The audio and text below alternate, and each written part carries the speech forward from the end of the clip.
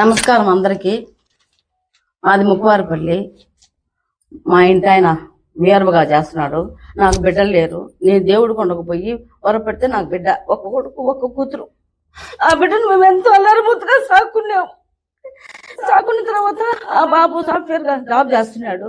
అది చేసిన తర్వాత ఇంటికి వచ్చిన తర్వాత మాకు ఇట్లా ముక్కువారిపల్లిగా ఈ మాదిరిగా వాళ్ళు మాకు పరిచయం అయినారు.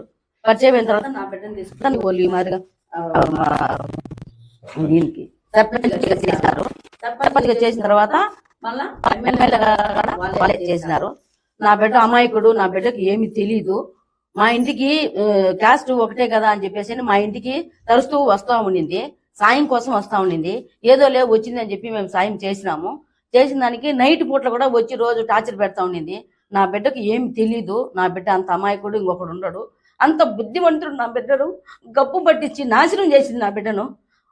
అంత ఉత్తముడు లేడు. వాళ్ళ దగ్గరికి మేము మమ్మల్ని వాళ్ళ దగ్గరికి తీసుకుపోయి మమ్మల్ని బిడ్డను ఉత్తముడుగా చేసినారు.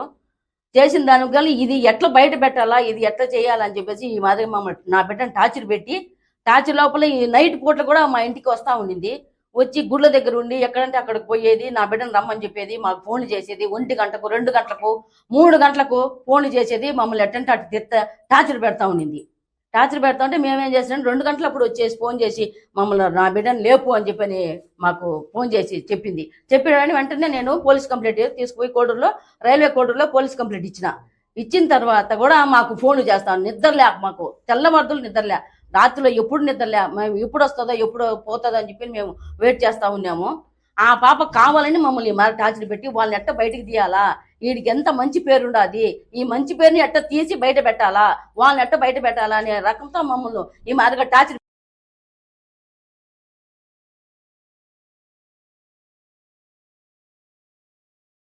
దాన్ని ఎట్లా పోయాలని మేము ఆలోచన చేసినాము. కానీ మాకు కొంచెం వాళ్ళని చూసి మేము ఏం చేయలేక గమన అయిపోయినాము.